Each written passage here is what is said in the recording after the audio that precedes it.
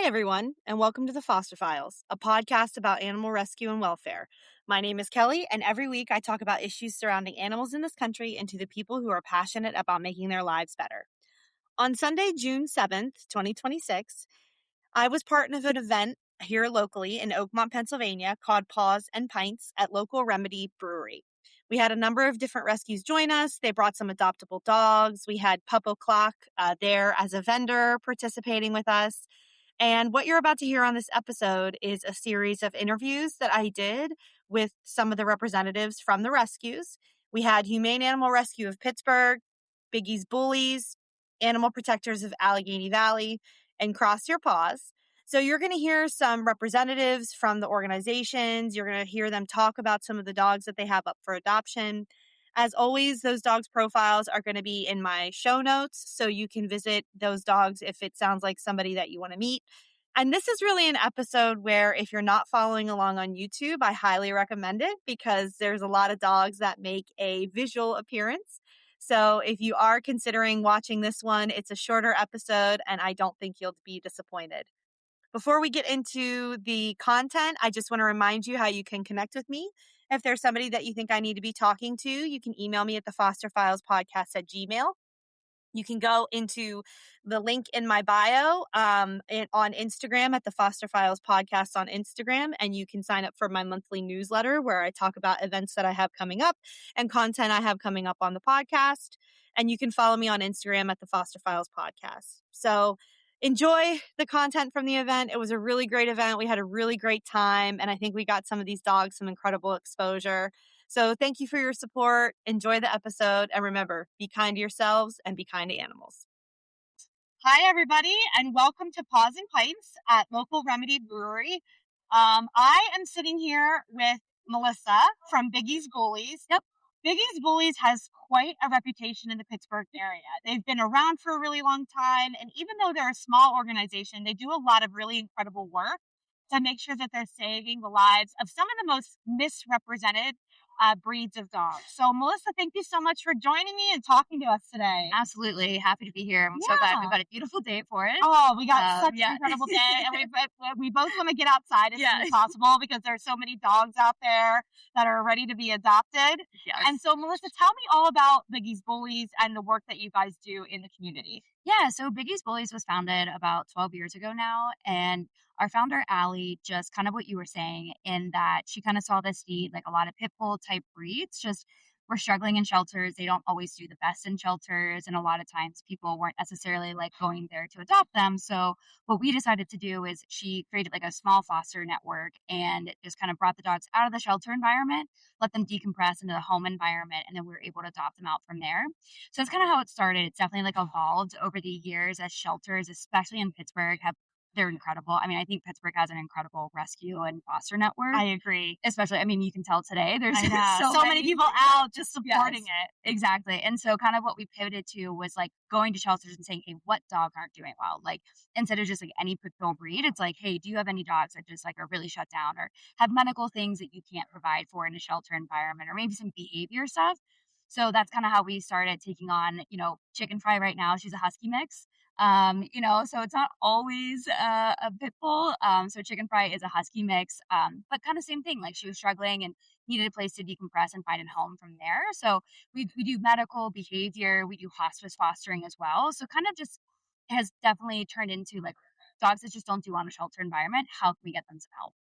Yeah, I mean, I think what has been so interesting and what I've learned so much is that there are dogs that do okay in the shelter environment, but once we get a dog out of the shelter environment, they're much more likely to be adopted. 100%. And so do you guys have specific shelters that you work with, or is Allie and her team just kind of scouring Facebook 24/7, just looking for dogs that might need a little assistance? It's kind of like we have a reach at a lot of different places. Like you said, like we've been in Pittsburgh for a long time now. So we have connections with like Humane Animal Rescue, Beaver County. We've even worked with a really awesome group called Bark Nation out of Detroit, Michigan that does dog fighting dogs. And so we'll go up there sometime. So it's kind of like a wide range of where we can pull from. And people like from different shelters will sometimes often just reach out to us and say, hey, this is a dog we have. Like, what are your thoughts? You have an open foster, and we kind of go from there. So it's kind of a two-way. Sometimes you're like, hey, we have room. And we Yeah. get inbounds from saying people that need to, relinquish dogs, or they found a dog. So that happens. But we really like to be a support system for a lot of the shelters that maybe have a dog to get out to like a separate space. How big is your foster network right now? So it kind of ranges. I will say before COVID, it was probably in the range of like 10 to 15 families. And then I think what a lot of rescue groups also saw was a lot of those foster families, because they were home a lot, decided to adopt a lot of dogs. Yeah. So Which was great. Yeah, But absolutely it does amazing. lead a little bit of a need for volunteers. Exactly. So we've seen a dip. So I would say we now, like, Allie is our main foster. She takes the dogs first, and then we kind of go from there and see, because we can get a good determination of like what kind of home they need, and then we reach out to our fosters.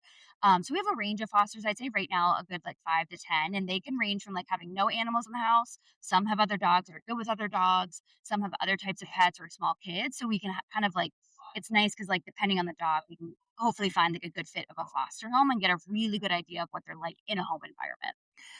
I mean, I think it's just so incredibly important to have that variety, because we just don't know in a shelter how that's going to translate. And shelter volunteers do such an important and intentional job of trying to say, this dog is good with kids, or this dog is good with other dogs, or this dog is good with cats.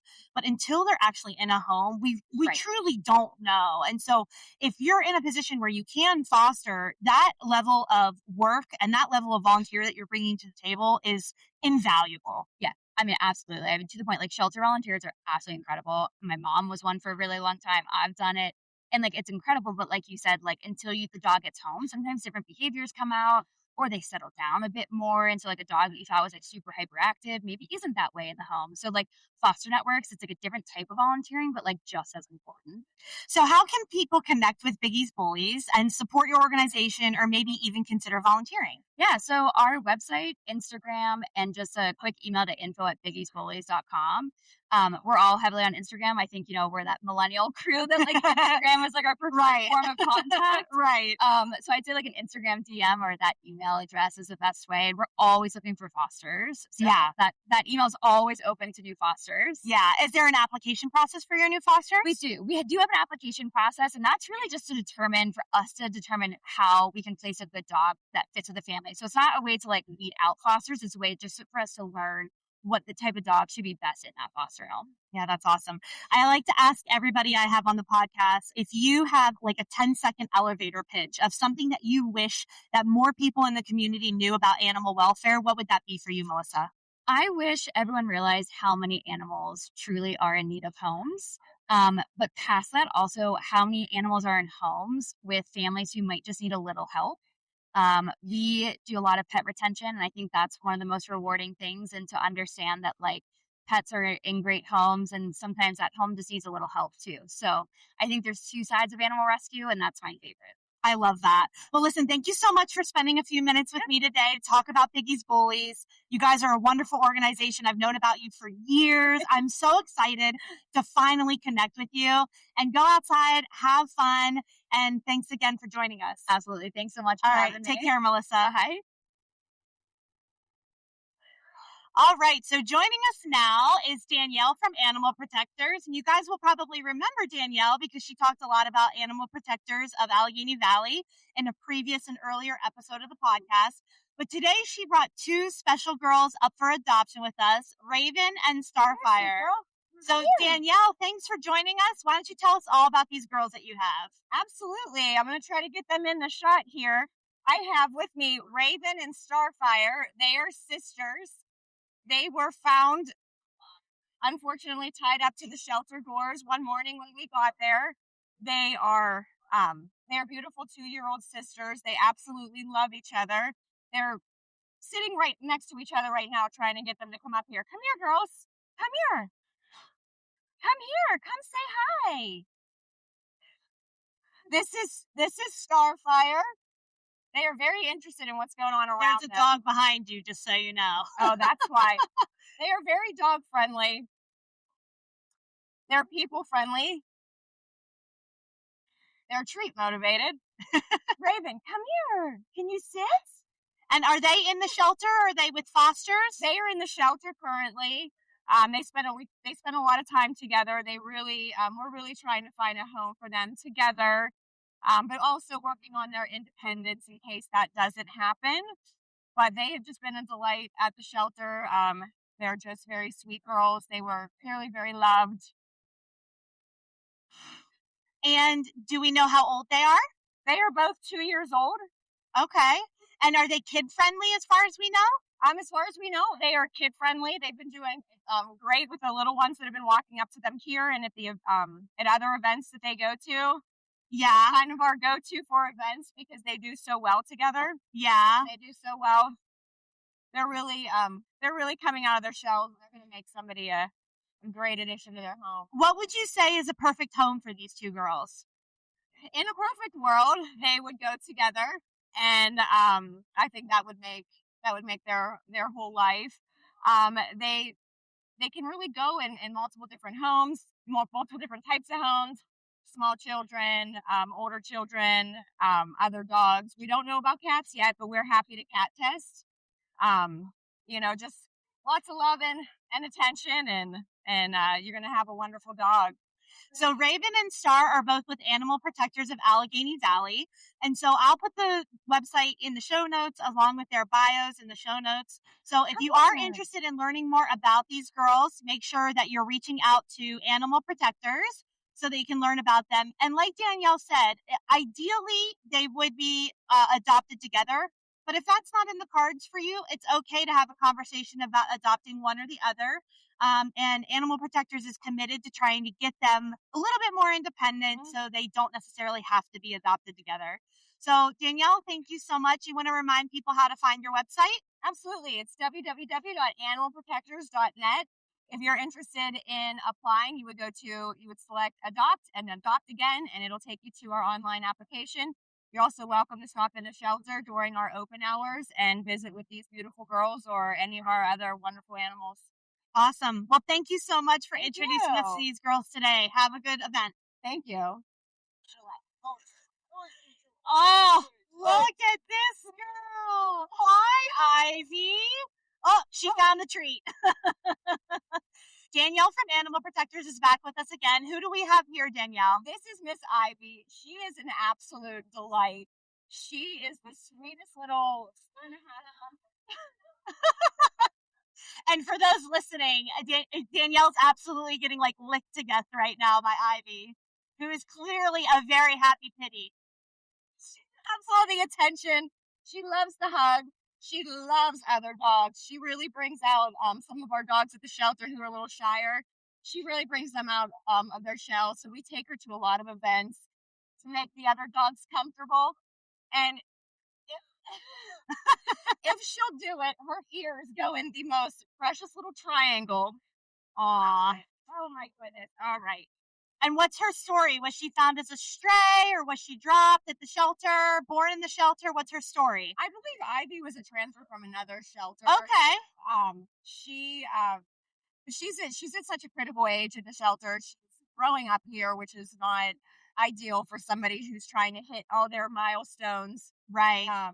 But she's so well adjusted, and she's doing the best as she can, but she really could benefit from going home soon so she can grow up and hit all those puppy milestones. Yeah.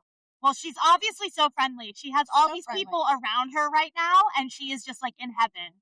So she just wants a family to love her. It sounds like she would be great in a home with another dog or as an only dog, however that all works out, right? Absolutely. At this point, she could go anywhere. She just has so much love in her. And I really hope her ears, you can see her ears because they are hysterical. Gosh, that's so funny. Look at her. They touch into a point. Oh my God, she's so cute. She is so cute. All right. Well, we will put Ivy's bio in the show notes. So thank you so much for introducing us to Ivy. And who is that behind you? We also need to meet this girl. We have Ballerina. Hey, sweet girl. Ballerina was an owner surrender. Hi. Now, who could give you up? She is a sweetheart. Hi. Hey, Ballerina. Do we have any idea approximately how old she is? She's about 2 years old. Okay. Yeah, she was an owner surrender.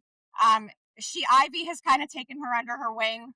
because she does get a little shy and nervous, and when she's with Ivy, she really, you can see the tail starts wagging, comes out from between her legs. She has a bit of a calmer demeanor for a pit. She is. Yeah. She's a calmer dog. She's good with kids. She's an amazing dog. We have so many amazing dogs, and that's amazing. And she's so one of them. Very sweet. So she's good with kids. She's good with other dogs. So we know that she can be put in a family home and really thrive. Yes, absolutely. And maybe she would be good with another dog if the family dog is super confident. That might be a good fit for her. Absolutely, she would do well. She would do well with another dog. They bring out your confidence. Yeah. That's awesome. Well, thank you so much for introducing us to Ballerina and to Ivy and for coming out and participating at the event today at Local Remedy Brewery in Oakmont. Absolutely. And we'll talk to you soon. Thank you so much. All right. So with me now at Paws and Pints is Marcy from Humane Animal Rescue. And Marcy, we had Humane Animal Rescue, both the Wildlife Center and the shelter, on the podcast before. But can you just refresh our memories about the work that you guys do in the Pittsburgh area? Yeah, absolutely. So it's hard to sum it all up. I know, it's vast. Yeah, just a little bit of background. So I have previously adopted animals from HARP and always wanted to get more involved. So started volunteering. I walk dogs. Have been doing that for a little over 4 years. 2 years ago, I got involved in the Junior Advisory Council. So really just a wonderful group of like-minded young professionals, really just helping drive HARP's mission. So yeah, I mean, 2 shelters, both in the east, and there's a north side shelter as well as the Wildlife Center, really just helping the community in any way that they can. A really great program, just to highlight something, one of the many great programs, Ellie's Pet Pantry. So there's distributions that they do to the community to help keep pets within the owner's home. And they've recently partnered with 412 Food Rescue to also provide meals to the owners as well for, whenever they're in need. So just a lot of great people. The staff is just absolutely wonderful. I mean, I volunteer a couple hours a week and, just help out at different events like this with my Junior Advisory Council folks. As much as we can, but just the staff at HARP is absolutely incredible, and the things that they're doing in their community, with the free veterinary services, different things like that. Yeah, it's just wonderful. What does Hard to sum it up all in? I know. Well, you did a great job. You did a great job. No, what does it mean to you to volunteer? What does it bring to your life to volunteer with an organization like HARP?